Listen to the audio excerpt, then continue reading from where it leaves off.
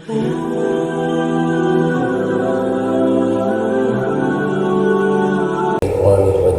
بسم اللہ الرحمن الرحیم۔ آج انشاءاللہ ہم سورۃ اعراف پڑھیں گے۔ یہ 8ویں پارے کے نصف سے شروع ہوتی ہے اور 9ویں پارے کے 3 ربع پہ ختم ہوتی ہے۔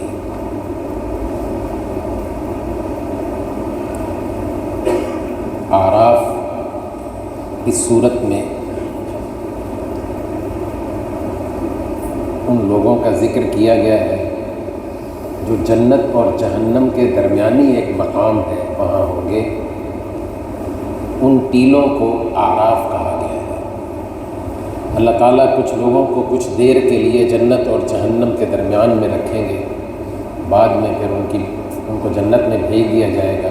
تو ان لوگوں کا تذکرہ اس صورت میں کیا گیا ہے، اس لیے اس صورت کا نام سورۃ اعراف ہے۔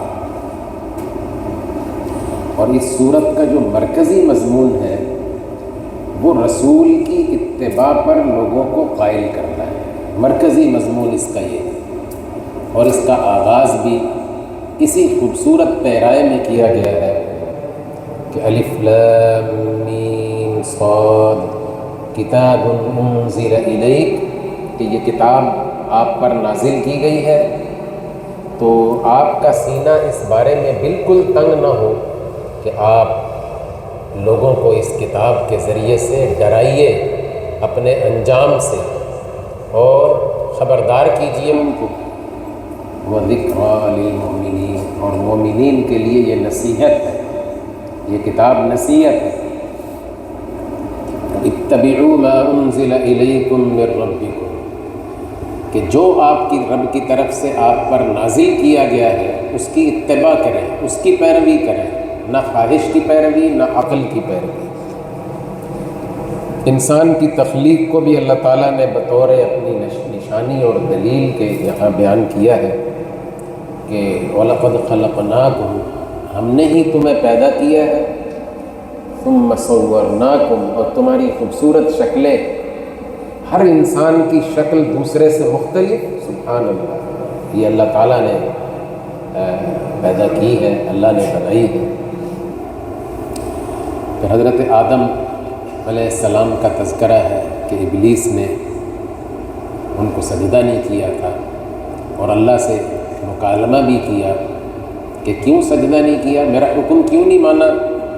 اس کی عقل دھوکہ کھا گئی، کہنے لگا انا خیر من، میں آدم سے بہتر ہوں، خلقتنی من نار، اللہ تم نے مجھے آگ سے پیدا کیا، وخلقتہ من طین، اسے مٹی سے پیدا کیا ہے، آگ اوپر جاتی ہے مٹی نیچے گرتی ہے، تو لہذا میں آدم سے بہتر ہوں، میں سجدہ کیوں کروں۔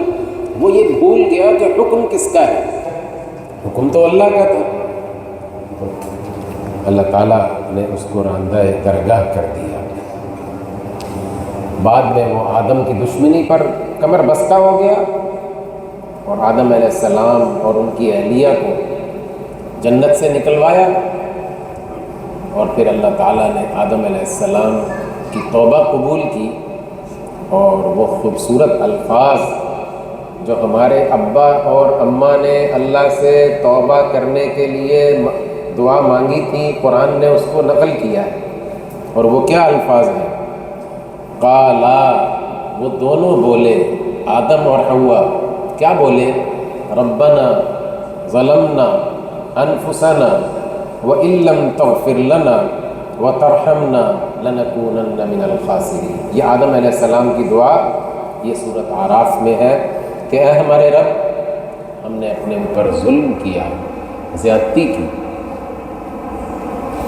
وان لم تغفر لنا، اگر آپ نے ہمیں معاف نہ کیا، وترحمنا، اور ہم پر رحم نہ کیا، لنکونن من الخاسرین، پھر تو ہم خسارہ پانے والے میں سے، گھاٹا پانے والوں میں سے ہو جائیں گے۔ اسی صورت میں اللہ تعالیٰ نے ابن آدم کو یا بنی آدم کہہ کر 4 مرتبہ خطاب کیا ہے،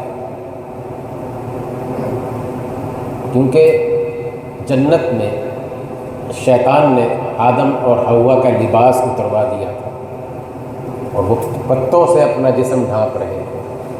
تو اللہ تعالیٰ نے بنی آدم سے کہا کہ میں نے دنیا میں تمہارے لیے لباس اتارا ہے، لباس میں تمہارے لیے زینت بھی ہے اور تمہاری شرم کی جگہوں کو چھپاتا بھی ہے، تمہیں باعزت بناتا ہے لباس۔ اور شیطان کا کام تو بنی آدم کو بے لباس کرنا ہے۔ آج بھی شیطان اپنی پوری قوت کے ساتھ وہ اس پر زور لگا رہا ہے کہ بنی آدم کو بے لباس کر دیا جائے، لباس اتروا دیا جائے اس کا، چاہے مرد ہوں چاہے عورتیں ہوں۔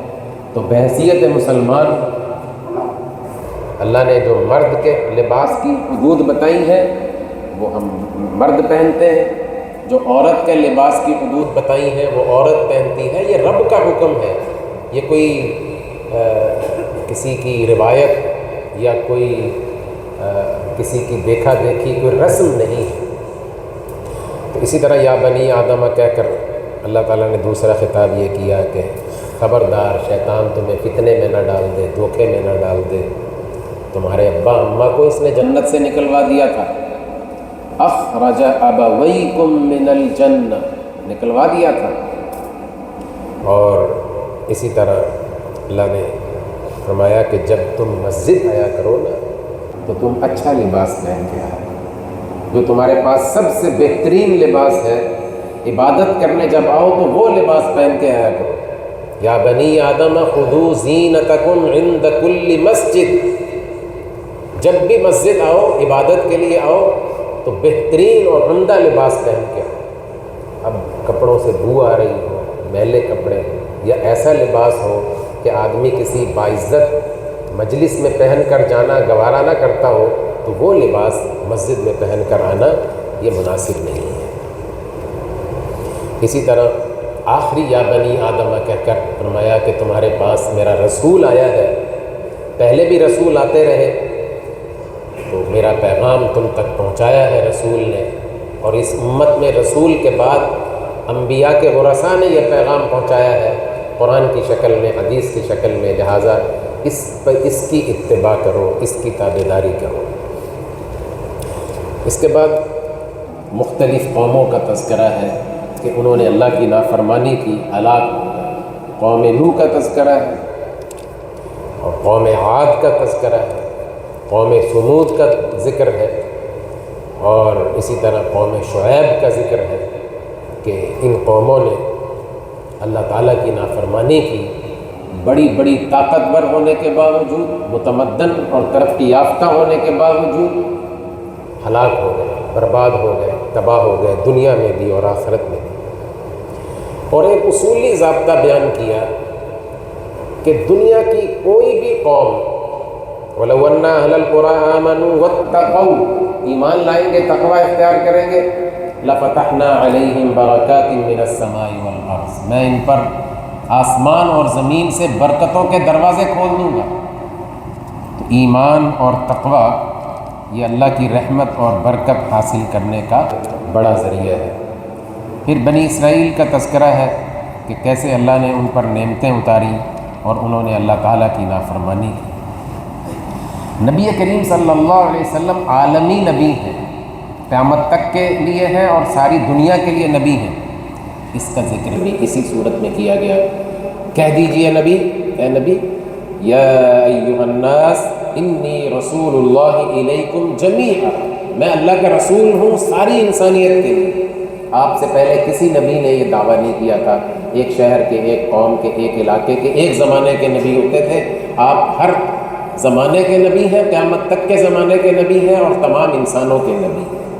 تو یہ نبی کریم صلی اللہ علیہ وسلم کی فضیلت ہے اور بڑی شان ہے۔ آخر میں قرآن کریم کا ایک ادب بیان کیا گیا ہے کہ وَإِذَا قُرِئَ الْقُرْآنُ، جب قرآن پڑھا جائے، فَاسْتَمِعُوا لَهُ، پھر کان لگا کے سنا کرو، غور سے سنا کرو۔ کیوں؟ فَاسْتَمِعُوا لَهُ وَأَنصِتُوا، سنو اور کان لگاؤ، لَعَلَّكُمْ تُرْحَمُونَ، تاکہ تم پر رحم کیا جائے۔ تو قرآن کریم کا یہ ادب ہے کہ جب قرآن پڑھا جائے تو پھر سنا جائے۔ اس لیے جہاں لوگ اپنے کام کاج میں مشغول ہوں تو وہاں آدمی موبائل میں یا خود تلاوت کرے تو بس اتنی آواز میں کرے کہ جو لوگ ادب سے سن سکیں ان تک آواز جائے۔ اور باقی لوگوں کو بھی چاہیے کہ جب قرآن پڑھا جائے تو سنیں، اس سے اللہ کی رحمت اترتی ہے۔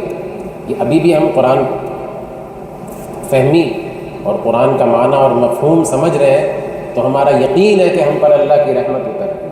ابھی ہم نماز میں پڑھیں گے سنیں گے تو ہمارا یقین ہے کہ اللہ کی رحمت ہم پر اترتی ہے۔ ابھی قرآن پڑھا جاتا ہے نماز میں، تراویح میں، تو پیچھے سنتے ہیں۔ سننا اور یہ قرآن کا ادب ہے، یہ لازمی ہے۔ یہی وہ آیت ہے جو یہ بڑی دلیل ہے نماز میں جب امام قرآن پڑھے تلاوت کرے تو مقتدی وہ خاموشی سے سنے۔ یہی قرآن کی آیت دلیل ہے کہ مقتدی خاموشی سے سنے، اور اس پر پھر تفصیلی اور بھی دلائل ہیں۔ بہرحال قرآن مجید کا یہ ادب ہے کہ جب قرآن پڑھا جائے تو غور سے سنیں تاکہ اللہ تعالیٰ کی رحمت ہو ہم پر۔ قرآن کریم بہت بڑی نعمت ہے اللہ کی، اللہ تعالیٰ ہم سب کو اس سے تعلق نصیب فرمائے۔ وآخر دعوانا الحمد للہ۔